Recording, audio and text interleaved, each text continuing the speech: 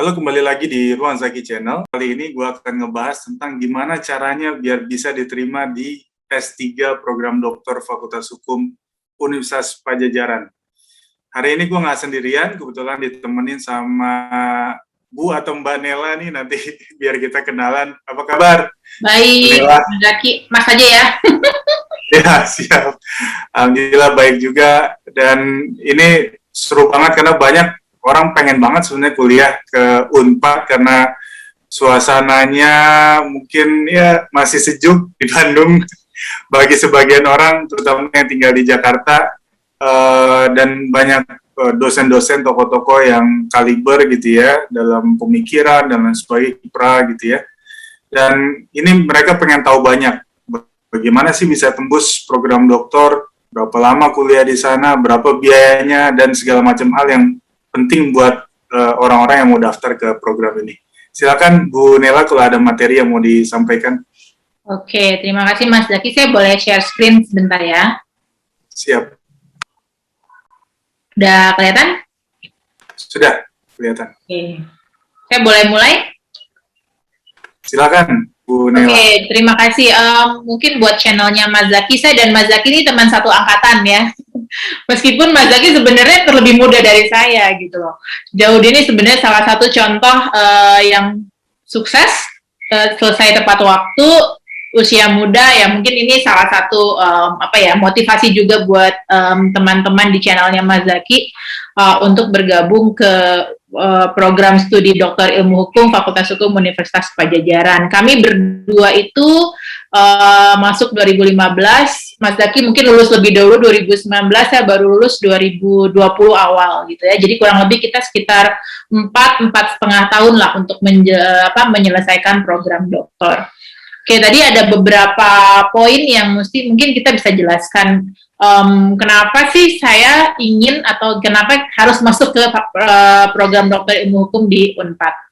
Oke, mengapa FH Unpad? So far kita sudah terakreditasi A, itu terakhir 2020, jadi ini masih extend sampai 2024-2025. Kemudian kita punya sumber daya manusia yang cukup mumpuni. Sejauh ini kita kurang lebih punya 9 profesor atau guru besar yang masih ongoing juga, ada beberapa yang lagi proses untuk menuju guru besar. Kemudian sarana dan prasarana yang memadai, meskipun Unpad sekarang selalu identik dengan Jatinangor, tapi kabar baik untuk program doktor tidak bertempat di Jatinangor, tapi bertempat di Jalan Banda, sampingnya Gedung Sate. Jadi sebenarnya nggak ke kampung atau keluar kota, tapi kita masih di ibu kota, di kota Bandung. Dan yang paling menarik juga sebenarnya dari Fakultas Hukum Unpad adalah alumni. Kita punya jaringan alumni yang cukup solid, ya, baik, dan seringkali kita mengadakan berbagai kegiatan untuk alumni ini. Jadi sebenarnya ini mungkin faktor-faktor selain juga memang Bandung masih nyaman, nggak terlalu panas, banyak makanan enak, mungkin ini juga yang bisa mendorong kenapa Unpad menjadi objek yang dituju untuk program doktor. Selanjutnya persyaratan. Nah, ini agak berbeda dari zaman kita dulu, Mas Zaki. Kalau kita dulu, kita masuk dulu baru mencari promotor. Nah, sekarang itu dibalik, karena kita by riset. Jadi yang pertama dilakukan adalah harus dapat letter of acceptance dari calon promotor. Gimana caranya? Masuk ke link SMUP. Nanti di sana akan muncul promotor-promotor yang available. Maksudnya available di sini adalah yang berkesempatan punya waktu dan punya grant penelitian untuk semester selanjutnya dan bisa menerima mahasiswa calon doktor. Jadi ini paling penting dari atau langkah pertama yang harus dilakukan oleh calon mahasiswa. Nah, gimana caranya dapat LOA?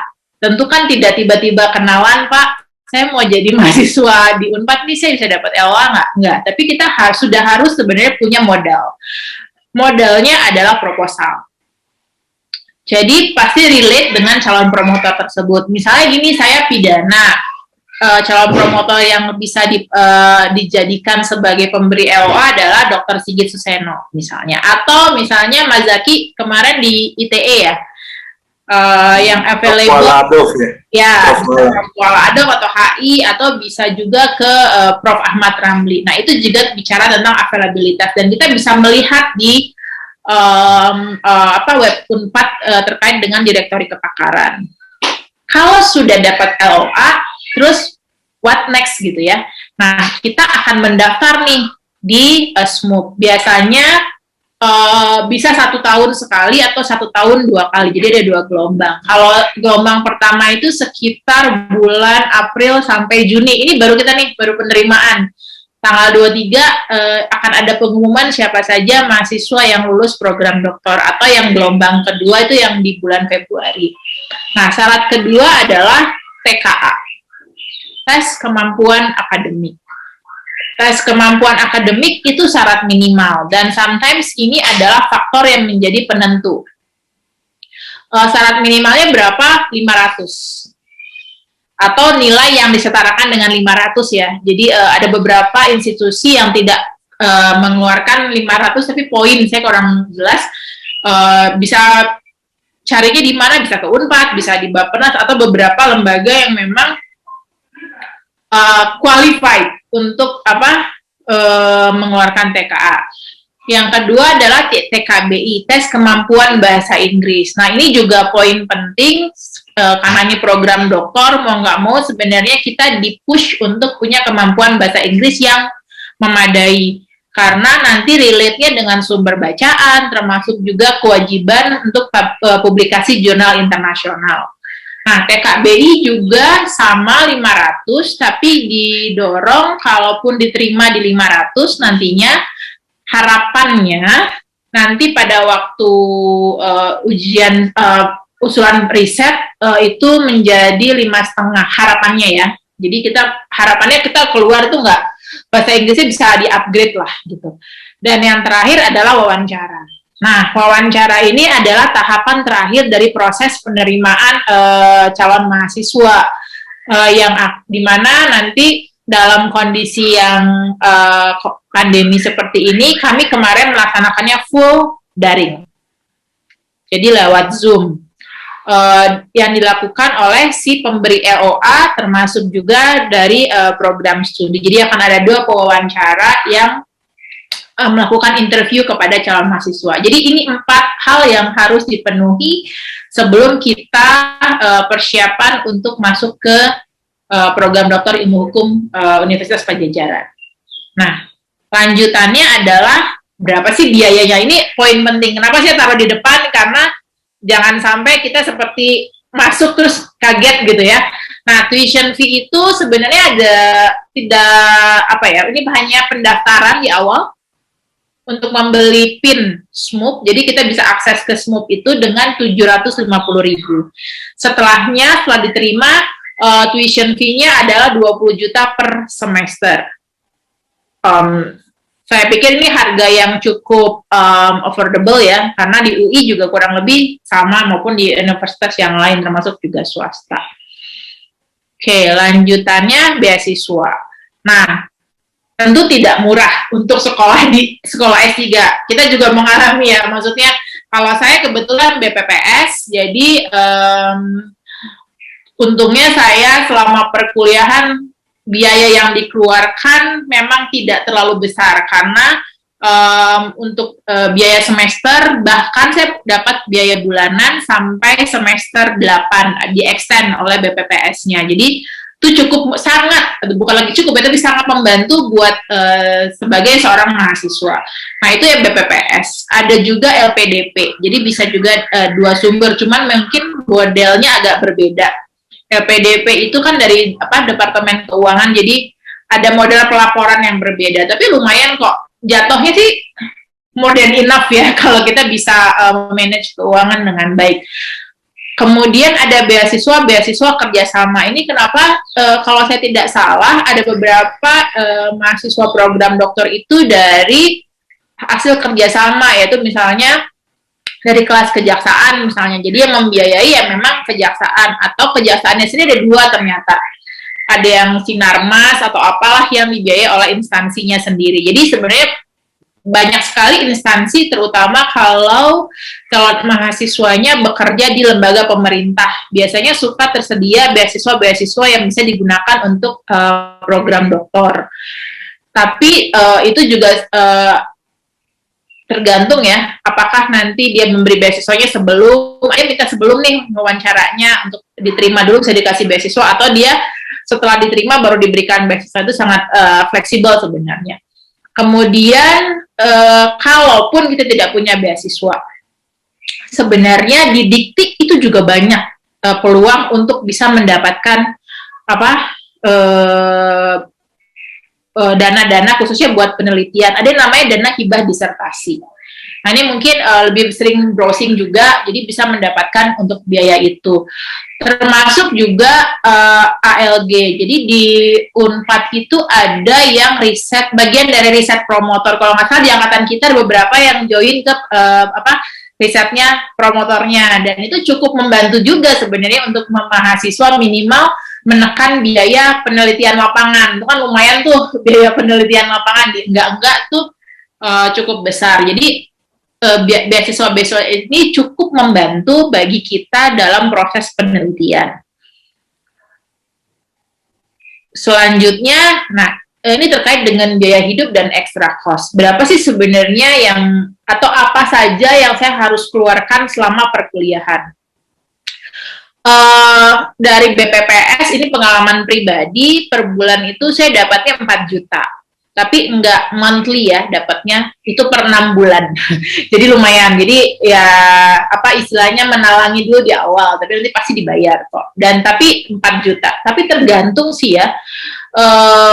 Biaya hidup itu kan sangat tergantung pada individual masing-masing. Kalau 4 juta dengan ngekos sih sebenarnya cukup lah untuk hidup yang sederhana lah, tidak berlebihan di Kota Bandung.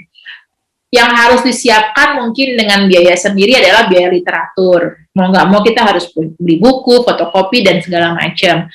Termasuk juga biaya seminar. Nah, biaya seminar ini maksudnya apa?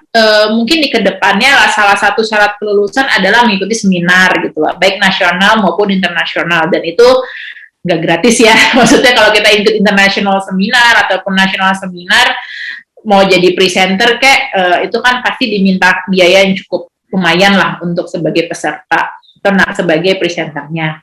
Termasuk juga biaya publikasi jurnal internasional. Itu juga biaya yang tidak murah kalau saya lihat ya.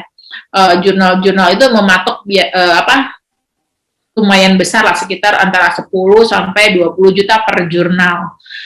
Termasuk biaya ujian. Nah, biaya ujian ini juga fleksibel sebenarnya. Kalau dari kampus kita sebenarnya sudah dibiayain, promotor itu udah dibayar sama kampus, penguji udah dibayar, tapi mungkin kalau pengujinya dari luar. Ini kalau kita offline, tapi kalau online ini bisa dibuang gitu, karena kalau online kan jadinya jadi Zoom gitu kan, jadi nggak perlu biaya juga buat penguji dari luar Kota Bandung. Konsumsi termasuk juga kalau offline. Dan kita punya 4 kali tahap sidang, jadi mungkin itu biaya yang harus diperhitungkan. Ada seminar usulan riset, seminar hasil riset, ada ujian tertutup dan terbuka. Mungkin kalau terbuka itu lebih ke ini ya Mas Zaki, kayak pesta sederhana lah, jadi itu sangat tergantung dari masing-masing individunya. Tapi dalam untungnya nih, segi positif dari pandemi adalah karena sifatnya online, jadi lumayan juga nih nge-cut biaya-biaya di luar biaya penelitian dan pembuatan disertasi. Itu. Nah, selanjutnya apa sih yang harus kita, kalau sudah keterima, apa yang kita akan lewati sampai kita mendapatkan gelar doktor? Dari mulai 2016 sampai sekarang kan judulnya adalah program doktor by riset. Jadi sebenarnya tidak ada perkuliahan yang sifatnya zaman kita dulu tuh 14 pertemuan 2 semester. Nah, sekarang tuh ada, tapi cuman seperti matrikulasi di awal. Tapi mungkin di kedepannya ada juga beberapa yang memang mau tidak mau kita harus ada perkuliahan itu seperti metode penelitian. Karena kan mahasiswa doktor di Unpad tidak semuanya punya background S1 atau S2-nya di Unpad. Jadi bisa jadi model penelitiannya, model penulisannya agak sedikit berbeda. Jadi untuk itu mungkin di kedepannya minimal untuk mata kuliah metode penelitian hukumnya akan bareng, termasuk filsafat hukumnya. Kemudian setelah lulus mata kuliah, ini mahasiswanya udah punya kan sebenarnya proposal risetnya, diharapkan di semester 2 atau 3 itu sudah bisa ujian proposal sebenarnya. Nah, maksimal itu di semester 4. Kemudian ada seminar hasil riset. Ujian naskah disertasi itu di minimal di semester 5 dan sidang promosi doktor atau sidang terbuka. Jadi kalau kita time manajemennya benar nih, tapi jangan nyontoh saya ya, sebenarnya 4,5 tahun ya. Kalau time manajemennya benar tuh sebenarnya 3 tahun itu bisa oke. Asal kita dari awal udah well prepare untuk mengatur waktu dan schedule, sehingga 6 tahun itu bisa 6 semester bisa selesai dalam perkuliahan program doktor ilmu hukum. Nah, di Unpad so far promotor masih 3. Yang bisa jadi promotor siapa sih? Yang jadi promotor tentu pemberi LOA. Pemberi LOA di awal tadi. Nanti dia yang juga setelah berkonsultasi dengan prodi akan menentukan promotor 2 dan promotor 3-nya. Nah, siapa promotor 2 dan promotor 3-nya? Tentu yang sesuai dengan bidang keilmuan yang menjadi objek disertasi. Terkait juga dengan roadmap penelitian dosen tersebut. Serta pembagian beban kerja. Jadi, kenapa beban kerja jadi penting di sini? Jangan sampai merugikan kita sebagai mahasiswa sih sebenarnya. Kalau dosennya punya beban bimbingan yang sangat banyak, tentu kesempatan kita untuk intensif berkomunikasi, melakukan proses bimbingan itu menjadi terhambat gitu kan, karena kan perlu waktu untuk melakukan proses pembimbingan. Termasuk juga jadi terkait dengan promotor dan co-promotor ya. Penguji ini 3 orang dan diusahakan tuh 1 orang eksternal examiner. Ini bisa dari luar Fakultas Hukum Unpad, misalnya dari perguruan tinggi lain, misalnya kalau Mas Zaki dari BINUS ya bisa dari BINUS gitu, atau ada beberapa juga dari luar negeri gitu. Cuman memang kalau dari luar negeri cost ditanggung sama mahasiswanya, jadi itu juga jadi perhitungan yang cukup harus diprediksi oleh mahasiswa. Penguji ini diusulkan oleh tim promotor, termasuk juga berbicara dan berkonsultasi dengan program studi. Tapi apakah harus dosen? Nggak selalu sih, bisa juga praktisi atau ahli di bidangnya, yang kalau dilihat dari spesialisasi dan kepakaran yang setara dengan 9 KKNI. Misalnya gini, ada beberapa mahasiswa yang objek penelitiannya adalah hukum kesehatan. Nah, salah satu pengujinya bisa jadi dokter gitu loh, yang kita anggap spesialisasinya di bidang tersebut dan punya kepakaran yang setara dengan 9 KKNI. Selanjutnya, syarat kelulusan. Nah, ini sekarang syaratnya tadi, kita bisa masuk di 500 nih TOEFL-nya. Tapi harapannya keluar dari Fakultas Hukum Unpad, TOEFL-nya udah di minimal 550. Plus 1 naskah artikel yang telah diterima. Jadi letter of acceptance di jurnal internasional, Q3. Jadi harus ada prasyaratnya Q3. Terus, saya mau cum laude nih, gimana dong gitu kan.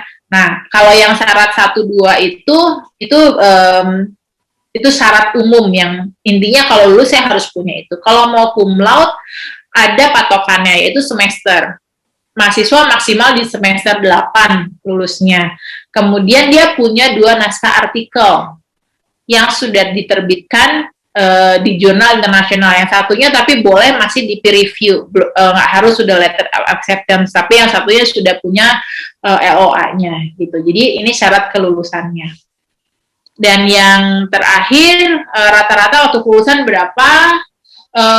Sebelum by riset kita tuh rata-ratanya pasti di semester 8 sampai 10. Karena by riset itu bisa di-extend sampai 14 semester sebenarnya Mas Zaki. Jadi ini karena ada perhitungan masalah jurnal internasional itu kan unpredictable ya. Bisa setahun, bisa 2 tahun gitu. Jadi itu sebenarnya untuk menyikapi jangka waktu suatu jurnal itu bisa diterbitkan atau tidak. Saya pikir keterangan atau informasi dari saya cukup membantu bagi calon-calon mahasiswa yang berminat masuk ke program doktor ilmu hukum di Unpad. Terima kasih. Terima kasih banyak Bu Nela, luar biasa. Ini satu proses yang baru ya, sepertinya dirancang kembali oleh Unpad untuk program doktor ini, dan ini bukan dalam rangka membuat orang jadi semakin seram masuk Unpad, justru malah ini menunjukkan bagaimana kualitas dan kualifikasi dari Universitas Padjadjaran dalam melahirkan para doktor-doktor yang baru nanti kan ke depan. Dan tadi banyak juga yang suka bertanya terkait dengan publikasi internasional, Bu Nela. Karena kan kita tahu ya bahwa durasi misalnya kuliah S3 tuh 4 tahun misalnya. Sementara paper itu kan bisa ada yang 1 tahun nunggunya, 2 tahun gitu ya. Sementara kita baru mungkin menulis itu di semester 2, 3, 4, dan seterusnya. Nah, bagaimana kemudian agar kita bisa tepat di 8 semester, tetapi publikasi internasional pun juga on time juga untuk kita terbit, syaratnya bahkan Scopus Q3 tadi itu ya. Ada nggak kira-kira tips agar teman-teman bisa memenuhi kualifikasi itu? Oke, mungkin dari pertama kali kan ini kerjasama yang baik harus antara mahasiswa dan promotor. Jadi kenapa dari awal itu dia harus megang LOA-nya nih, promotornya. Karena dalam publikasi jurnal juga teman-teman itu harus menulis bersama promotor. Jadi kita harus tahu nih promotornya juga helpful atau enggak nih untuk membantu kita masuk ke jurnal internasional gitu.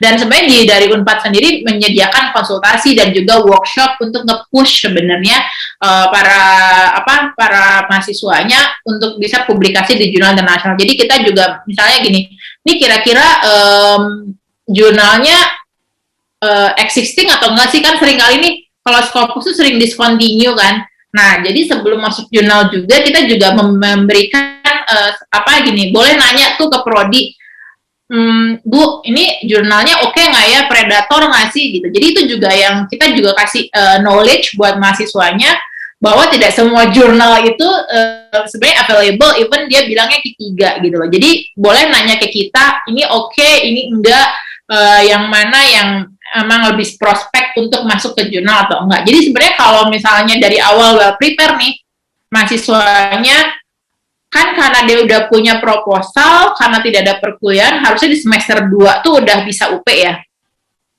Nah, dari situ mungkin strateginya kita kerjain jurnal dulu nih gitu. At least kan jurnal kan part of dari disertasi, jadi mungkin yang bisa deskripsinya atau segala macam. Jadi mungkin kita nge-push di situ dulu gitu untuk dapat jurnalnya. Jadi abis UP, jadi bikin strateginya bikin jurnal, bukan bikin disertasinya, tapi bikin jurnal dulu nih kalau bisa. Yang penting itu jalan. Atau sambil bikin bab 3-nya ya bikin jurnal lagi untuk bisa dapat ke jurnal internasional gitu sih. Tapi kita pasti prodi pasti bantu untuk kasih insight ya, misalnya oh ini jurnalnya nggak oke, ini jurnalnya baik, atau sebenarnya tadi join ke international conference itu tuh sangat membantu juga buat mahasiswanya, selain bahwa dia jadi dikenal di dalam lingkungan peneliti internasional. Dan biasanya kan kalau international conference dia juga offering ya untuk jurnal-jurnal yang Scopus, atau kalau nggak offering saya pernah juga ditawarkan. Jadi misalnya saya udah presentasi, nanti datang sendiri kok dari si jurnal itu untuk melihat ini papernya kayaknya layak nih, boleh deh dipublish di jurnal kita gitu. Jadi mungkin itu strategi yang bisa diambil ya untuk bisa sukses masuk jurnal internasional. Ya, jadi memang ada strategi yang harus didahulukan penulisan jurnal dibandingkan disertasi, karena kalau disertasi minimal 300 halaman ya, dengan jenjang yang cukup banyak, mungkin tidak akan cukup waktu 8 semester. Tetapi ketika kita mendahulukan jurnal ya, kurang lebih mungkin sekitar 10.000, 15.000 kata gitu ya. Itu bisa selesai lebih dulu, nggak jadi masalah. Dan ingat kita menulis bareng dengan promotor dan kopromotor, sehingga di dalam jurnal itu namanya disematkan di sana. Betul. Kita sebagai penulis pertama, kira-kira begitu ya. Betul, Mas Jaki. Ya, jadi itu kira-kira teman-teman semua hal-hal yang kemudian menjadi penting bagi kita sebagai informasi untuk orang-orang yang berencana studi untuk program S3 Fakultas Hukum Universitas Padjadjaran. Terima kasih banyak Bu Nela atas informasinya, insight-nya, dan pengalamannya terhadap proses belajar di S3 FA4. Sukses selalu Ibu ke depannya. Mas Jaki, sukses terus. Terima kasih teman-teman semua. Itu tadi diskusi kita dengan Bu Nela. Semoga bermanfaat. Jangan lupa follow Instagram gue di @rezazaki, dan sampai ketemu di video-video selanjutnya. Oke.